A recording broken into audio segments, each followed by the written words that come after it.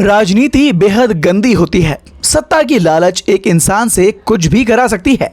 ये बात आज तक सिर्फ सुनी थी, लेकिन अब सच दिख रही है। देश की सत्ता पर काबिज होने के लिए देश के करोड़ों लोगों की आस्था का मजाक बनाया जा रहा है। सनातन पर विवादास्पद बयानों का सिलसिला थमने का नाम नहीं ले रहा। पहले तमिलनाडु के मुख्यमंत्री एम.के. स्टालिन के बेटे उदयनिधि स्टालिन ने सनातन को डेंगू और मलेरिया बता दिया और अब उनसे भी 10 कदम आगे बढ़ते हुए डीएमके सांसद ए राजा ने सनातन की तुलना एचआईवी से कर दी। वहीं बिहार में सत्ताधारी गठबंधन में शामिल आरजेडी के नेता जगदानंद ने कहा कि तिलक लगाकर घूमने वालों ने भारत को गुलाम बनाया है। उन्होंने कहा, देश में मंदिर बनाने से काम नहीं चलेगा। इस तरह की बयानबाजी देश के करोड़ों लोगों की आस्था को न केवल ठेस पहुंचा रही है, बल्कि उनकी मान्यताओं को भरे मंच पर अपमानित भी कर रही है। यह सिलसिला शुरू कैसे हुआ?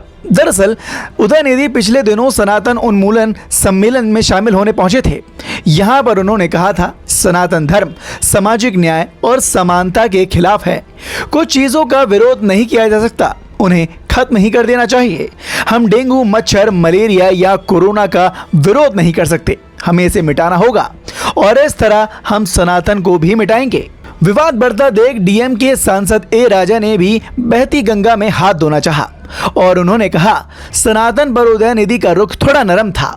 उन्होंने कहा, सनातन धर्म की तुलना सामाजिक कलंक वाली बीमारियों से की जानी चाहिए, जबकि उदयनिधि ने सनातन की तुलना मलेरिया से की। ए राजा ने कहा, सनातन की तुलना एचआईवी और कुष्ठ रोग जैसी सामाजिक कलंक वाली बीमारियों से की जानी चाहिए। इन बयानबाजियों से भड़कते हुए प्रधानमंत्री नरेंद्र मोदी ने बुधवार को मंत्रियों के साथ बैठक की।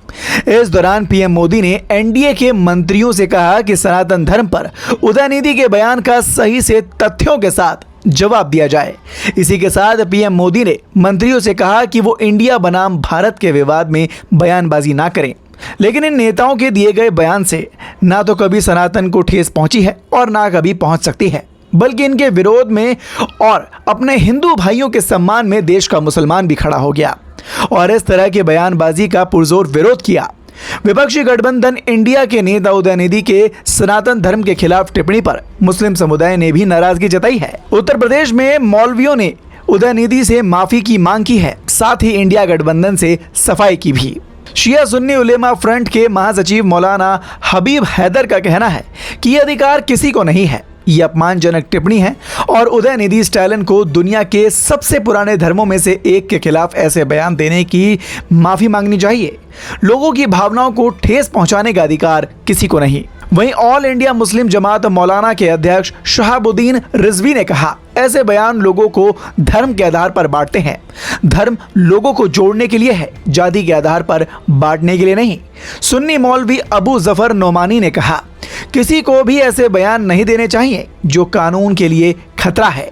मुझे लगता है उदयनिधि स्टालिन को अपनी टिप्पणी के लिए माफी मांगनी चाहिए। सिर्फ इतना ही नहीं, बुधवार को ही उदयनिधि और कांग्रेस के राष्ट्रीय अध्यक्ष मल्लिकार्जुन खड़गे के बेटे प्रियंक खड़गे के खिलाफ यूपी के रामपुर में एफआईआर दर्ज की गई। प्रियंक कर्नाटक सरकार में मंत्री भी है। इधर करीब 260 लोगों ने भारत के मुख्य न्यायाधीश को उदयनिधि के बयान पर संज्ञान लेने की भी मांग की। लेकिन सवाल ये कि इस तरह की भाषाओं का इस्तेमाल क्यों? क्या सिर्फ राजनीति इसका मकसद है? क्या इस तरह से देश का विपक्ष बीजेपी को खाड़ फेंक पाएगा? जिस देश ने, जिस धर्म ने हमेशा से ही अनेकता को ही एकता माना, दुनिया को सत्य की राह दिखाई, आज उसी धर्म के खिलाफ ऐसी बयानबाजी क्यों? अपनी राय कमेंट कर जरूर बताएं। Bureau report, the Bharat now.